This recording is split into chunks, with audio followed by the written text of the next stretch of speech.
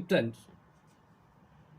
eu acho que estes essencialmente foram os principais problemas. E depois treinadores que chegaram, que tinham uma determinada ideia de jogo para a equipa, para que a equipa funcionasse coletivamente consoante aquilo que eles imaginavam, mas eles não encaixaram isso com as características dos jogadores que tinham.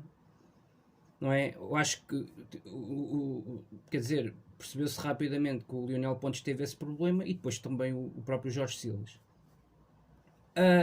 Depois veio um grande problema chamado quem? Chamado Bruno Fernandes. Não é? Bruno Fernandes saiu em janeiro e eu acho que o nível de jogo da equipa ainda conseguiu piorar mais. Mas isto era algo que já antevíamos nas duas épocas anteriores, que isto iria acontecer quando Bruno Fernandes fosse embora.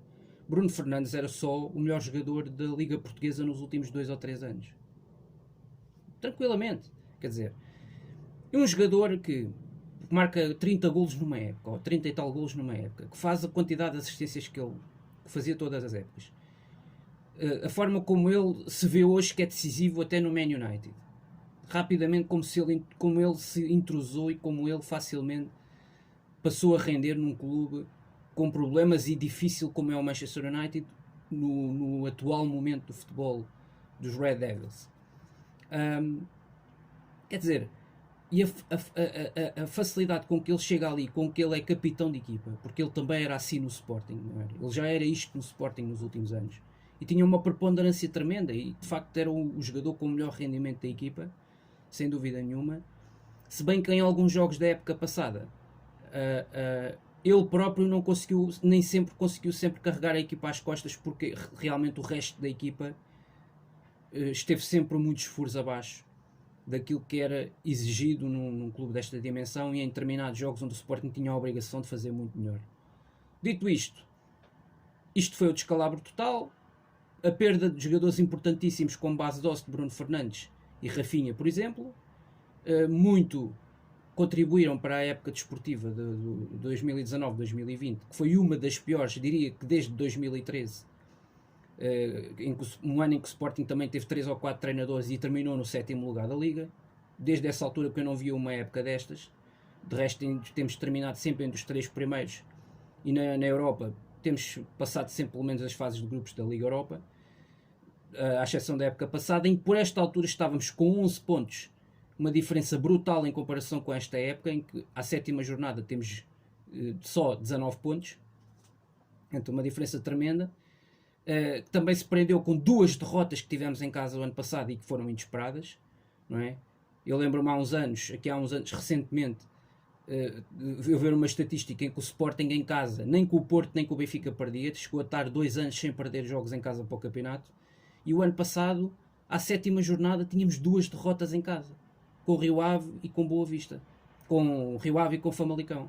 E de facto, quer dizer, isto é uma coisa completamente, 3 jogos seguidos sem ganhar, olhando também para o jogo com o Boa Vista no Bessa, portanto, em que se ganhou apenas 1 ponto em 3 jornadas. Eu acho que essa fase aí foi decisiva para depois também o resto de primeira volta que o Sporting acabou por fazer, a meu ver, e o resto do campeonato, não foi só a primeira volta. Depois chega Ruben Amorim, e Ruben Amorim de facto em poucos meses fez um trabalho muito bom no Braga, conquistou uma taça da Liga, e não foi por acaso, foi com muito mérito, conseguiu vencer no Estádio da Luz e no Estádio do Dragão em jogos muito difíceis, em que o Braga, com os outros treinadores, Abel Ferreira, etc, teve muitas dificuldades nesses anos anteriores para, por exemplo, ir ganhar à Luz e ao Dragão. Não conseguiu ganhar, aliás, tanto que assim foi que não conseguiu ganhar, e o Ruben Amorim teve esse mérito, com um plantel de qualidade que o Braga já tinha na época passada, e não foi por acaso que acabou por terminar o campeonato na 3ª posição e fez um percurso que fez na Liga Europa mesmo com o Sapinto, e veio de facto com estas ideias, com esta ideia de jogar com 3 centrais no Sporting, trouxe-a do Braga para o Sporting.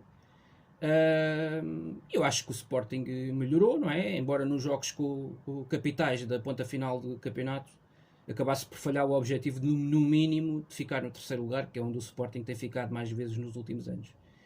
E portanto, mas teve o mérito de lançar, e isso tem que ser a sacada de Ruben Amorim, teve o mérito de lançar vários jovens para a ribalta, Jovens jogadores que já se tinha percebido na época passada, no Sub-23, na Liga Revelação, que tinham muito potencial e muita qualidade. Alguns que já vinham da formação de Sporting de vários anos, portanto em evolução, em crescimento, e têm demonstrado isso, eu penso que de uma forma plena, esta época, numa temporada 2020-2021, onde eu penso que foi muito mais bem planeada. Começou a ser trabalhada, sinceramente, na ponta final da época passada, sobretudo a partir do jogo no Dom Afonso Henriques em Guimarães, em que a equipa empata 2-2, já aí num jogo com um rendimento e uma exibição que mereciam até algo mais do que o empate. Acho que aquilo que o Sporting fez em Guimarães já na ponta final da época passada foi muito interessante. Depois tivemos ali uns jogos que vencemos, mas que não fomos brilhantes, mas que já se notou uma diferença da época passada para do tempo de Jorge Silas e dos outros treinadores, portanto do início, sobretudo da primeira volta da época passada para a ponta final, segunda volta do campeonato no ano passado. Porque por esta altura, há um ano, estávamos fora já da Taça de Portugal, eliminados por um Alverca no terceiro escalão. Há mais de 40 anos que tal coisa não acontecia, com equipas do terceiro escalão. Na Taça da Liga começámos mal, tivemos em risco de ser eliminados da Taça da Liga, não chegar sequer à Final Four, não é? Com aquela derrota em casa com o Rio Ave, 2 derrotas com o Rio Ave num espaço de um mês, algo verdadeiramente impensável na história recente do Sporting. E depois o campeonato, quer dizer, foi o que foi, 11 pontos, estávamos em 5º lugar, atrás de Famalicão, do próprio Vitória de Guimarães, e quer dizer, o ano passado, para esta altura, a 7ª jornada, foi um descalabro. Foi desde o início até ao fim, foi uma época realmente impensável. E este ano, quer dizer, muda tudo porquê? Principal fator, uma equipa técnica que tem tido tempo para trabalhar desde março, praticamente desde que chegaram ao Sporting, desde que começou esta pandemia. É a equipa que tem tido as melhores estatísticas e os melhores números desde que estamos na pandemia.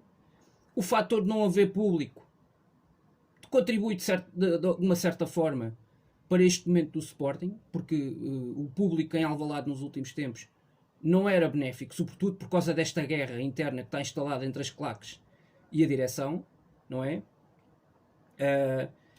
Em alguns momentos eu fui a Alvalade na maior parte dos jogos da época passada e não gostei muitas vezes do ambiente que se criava nos jogos.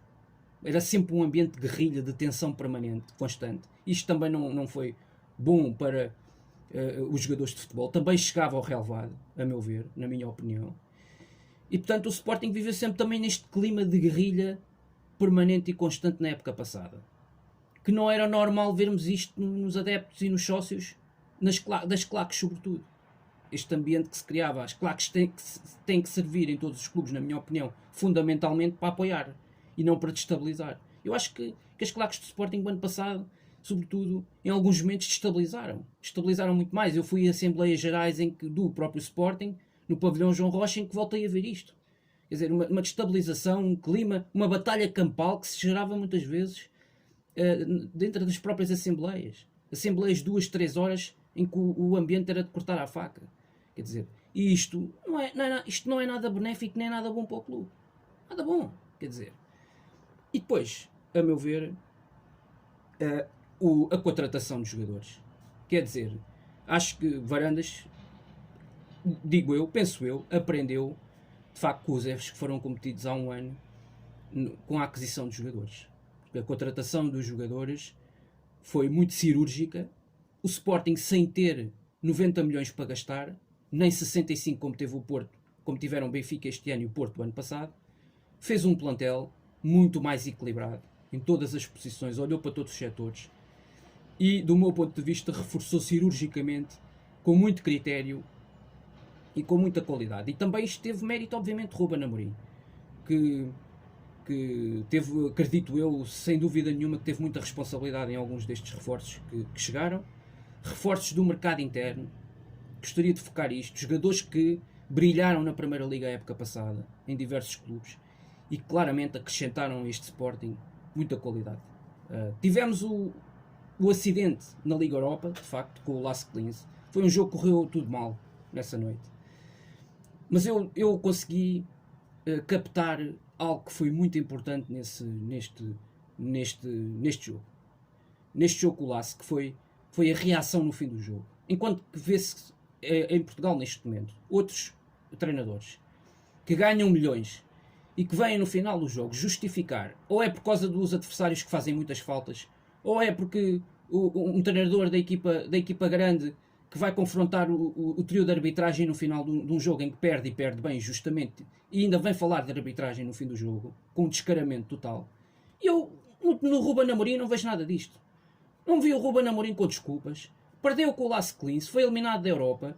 Um objetivo fundamental do Sporting e fundamental em qualquer equipa grande tem que ser brilhar na Europa e depois brilhar a nível interno. O Sporting falhou esse grande objetivo neste início de época, como o Benfica, por exemplo, falhou na Liga dos Campeões, porque um plantel, um investimento destes no Benfica tem que ser para jogar na Liga dos Campeões, não é para jogar na Liga Europa. E portanto, falhou redondamente o Sporting no objetivo de Liga Europa. O Sporting no mínimo tinha que estar na Liga Europa, como aliás tem estado quase sempre, não é? Desde essa época, desde esse ano 2013, 13-14, época com o Leonardo Jardim. Mas isso também permite colocar o foco no campeonato. A partir de agora não há desculpas no campeonato. E esse é o balanço que se tem feito, quer dizer, não há desculpas no campeonato. E no campeonato, realmente, a equipa, tirando os 2 pontos que perdeu com o atual campeão nacional em título, não podemos esquecer isto. Isto é o Futebol Clube Porto, uma equipa mais bem estruturada neste momento, uma equipa mais adulta, uma equipa com mais, nos últimos anos, teve mais capacidade financeira e mais critério na escolha de determinados reforços, e tem uma base que já vem de 2-3 épocas a esta parte. Perdeu 2 jogadores fundamentais, como sabemos, o Alex Telles e o Danilo, e que tiveram as consequências que daí advieram para os jogos a seguir do Futebol Clube Porto, não é? E a perda de alguns pontos importantes do Futebol Clube Porto que se perceberam e que neste momento custam ao Futebol Clube Porto esta diferença de 6 pontos para o primeiro classificado, que tem sido este Sporting de Ruben Amorim. Mas o Amorim, que eu retive esta mensagem no final do jogo com o Lask Linz, que foi o jogo do play-off da Liga Europa, de acesso à fase de grupos, que custou ao Sporting a eliminação, e que o Ruben Amorim no final do jogo só veio dizer: nós para a semana, daqui a 3-4 dias, temos um jogo importantíssimo no Algarve e vamos dar uma resposta. E a equipa teve uma resposta muito positiva em Portimão, sem desculpas, sem argumentos patéticos. Não, chegou ali e disse aquilo que tinha a dizer: perdemos, fomos eliminados, esta noite correu mal.